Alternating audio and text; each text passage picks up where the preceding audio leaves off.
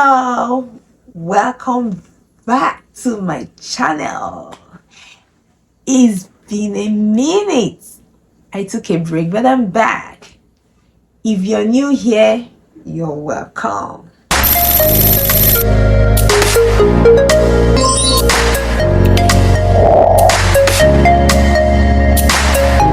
Wow, it's really been a minute.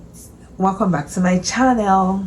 Today I'll be sharing real life experiences I encountered with Nigerians when I migrated. Now, there's this thing people say when you're moving to a new location, a new environment, you're migrating from your country to another country. The set of people that help you in settling down can help you to achieve, or they can make it difficult for you. I'm talking from my own experience, right? Remember, from my own experience. Now, I have amazing people. Even though the state I am, I don't have any friend here, but I have friends in different states that I can easily ring and then ask questions, and they're ready to support me. And I'm so grateful for my support system when I migrated. They are solid, and they really did a good job by assisting me, by giving me pointers that really helped me to prepare me to settling properly without encountering much difficulties. As a Nigerian, you are trying to settle down and you're looking for information that can help you settle down, and then you meet a Nigerian. You're supposed to be very comfortable running into your own, in quotes, that can help you by resolving, because they have been longer here to navigate your way properly. The question is, why do Nigerians like to make it hard, difficult for fellow Nigerians, especially the OGs, those that had been here, settled properly? Why do they make it so difficult for new migrants? Why? Just why?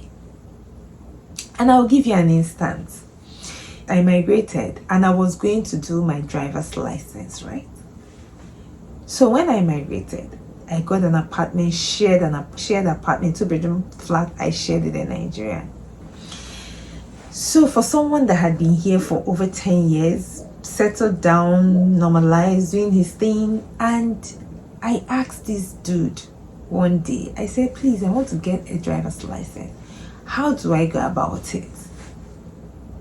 And the next question he asked me, what do I want to do with a driver's license? I said, I want to own it and keep it. You never know. He said, you just come now. I said, it doesn't matter. I have plans. I have I prioritize things I want to do and how I want to get stuff done. So driver's license, I've gotten to the point that I want to have a driver's license.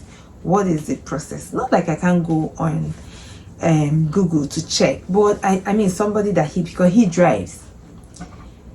And he said, now, wow, that's his response, loud and clear. Now, wow, you just came now. Do you know how long it took me that been here? I did here in this country. I was here for 5 years and more before even I thought about getting a driver's license. You just came now, because this question came within maybe 3 to 6 months when I came. You just came now. What do you want to do? If we get it in call, what happens? And I was looking at this dude like, are you for real? So because it took you 6 years to get your driver's license, does it translate that it will take me 6 years to get my own driver's license? Make it make sense. And the truth is that he did not tell me. He blandly waved that, did like now and then walked away. And I went online. I sourced for it. At the end of the day, I was able to navigate myself through it, got the driver's license. It worried me a lot. And then I also see new migrants. One time you have a conversation, you just say, oh, hi, if you see what this guy or this babe, a Nigerian, did to me, and it bothers me. Why do we make it difficult for our own? our people, our own. That's one experience I had. Another experience I had was I was working somewhere. So I worked, and then I haven't had a bank account. I haven't opened an account yet. My pay came, and my boss gave it to this guy that is a supervisor, also a Nigerian, to pass it across because he was living around. In fact, he was the one that gave me orientation of what the job is all about. And so my boss gave him money. And when this dude gave me the money, I saw it was short. The money wasn't complete. I looked at it. I said, "This is not my complete money." He said, what's supposed to be my complete money? I said, "This is what my complete money is. If I'm paid, let's say $15 per hour, let's say for a certain period I worked, I'm supposed to have 1,500, right? But dude, let's say was giving me like 1,300. Why would you give me 1,300? He said, "That's my money, that I was paid $13 per hour. Why would they pay me $13 per hour?"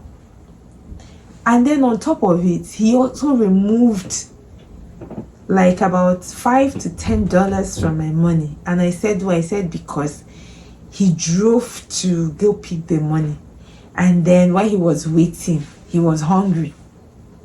So after all that, say it's our money he went to pick for us. So he took, no, not $10, like $5. Said he bought banana because he was hungry." And this is somebody that had been here for like 10 years in Nigeria. I'm like, why would you want to do that? I mean, why would you want to do that's exploitation? Why? Just, I keep saying, why? Just why? Why do we do this to our own? Why? Just why? Why? I have a lot of people with different experiences, something that I can't keep talking about. But it bothers me. Is it that we love being unkind to our people? So my question is, these people, is it their behavior back home? Or when we move, migrate, we decide to be mean, unkind, because that's the word. We decide to be unkind to each other. Make it make sense. It doesn't just make sense to me. So these are some of the experiences. Nigerians being unkind to fellow Nigerians, settling down, even on the internet. I also saw this video sometime on social media where a guy came in and a bit trying to settle in. He met some Nigerians, though it was a skit, but such things happen. He trying to get a line, and the Nigerians that he met gave him one ridiculous amount to buy a line, like £1,000 or €1,000, something like that. And he was waiting for them. He was really willing to give that part with that money, even when he didn't have it. And he now ran into another Nigerian that was asking him questions, and he said, I guess, what, to buy a SIM card for that amount? That's ridiculous. And he was able to help the guy navigate, cut those people off from exploiting this guy. So it bothers me a lot. Why do we do that? Why? Just why? Why do we like taking advantage, defrauding people, doing all sorts of things? And that's why it gives us bad names. It makes people have this generalization. Once you hear Nigeria, their antennas goes up. Their antennas goes up. You want to do something, they start looking at you like there's something, like all of you have this fraud written on your forehead. It doesn't make sense. Honestly, it doesn't just make sense. So if you have experienced this before, just drop it in the comment section. Tell us your story. Let's hear it. But this is an appeal to Nigerians in diaspora. Please, let's normalize being kind to our own. Let's normalize being kind, trying to help one another without exploiting people. That little money you're going to get from that person will not change your life. It will not make you to be wealthier or richer than you already are, or whatever. It's not going to change much. So let's normalize being kind to one another. in diaspora, in their abroad. Please, that's one of the things that I came to share with us. Now this one is it's also to us and the government. You know, living here, I've noticed how organized, how we abide citizens. That's when we leave Nigeria and come here. A lot of us begin to abide by the rules. What do I mean by that? Like, not passing the red light, you know, not doing certain things that normally we do back home and go scotch-free and feel like nonsense, what so. But here you find that a lot of us, once we come, we begin to abide. So my question is, why can't we do same when we're in Nigeria? Why can't we? Is it that because there are no consequences in Nigeria that we now do things just to say, damn it, I don't care? Or is it because that's the question? Is it because there are no consequences for actions? Should the government start putting in place consequences? Let there be consequences for every action. Maybe it will make us build Nigeria to a better place, because it doesn't make sense. Once people migrate, come here, you find out that a lot of them begin to do the right things.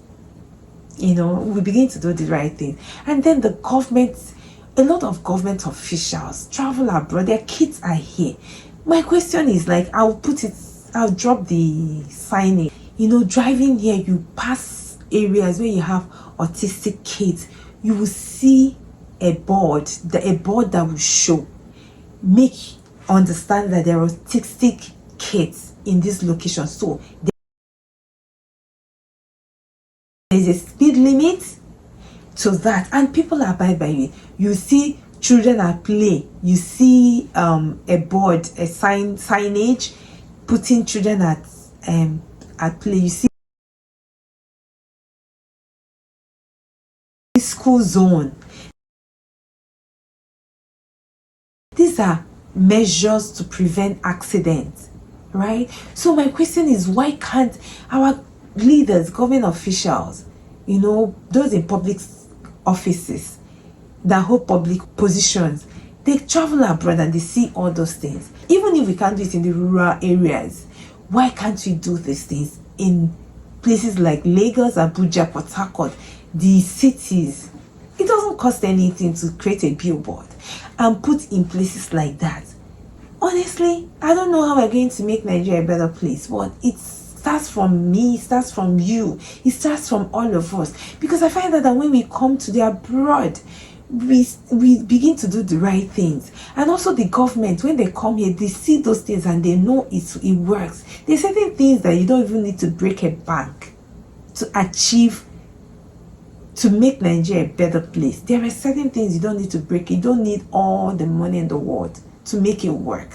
Things like putting right signage, dead end, autistic kids, at least like I said, in the cities, and then put consequences. Let there be measurable consequences to things. Nigeria has been created to be a great country, but we are the citizens, we the leaders are the ones killing it.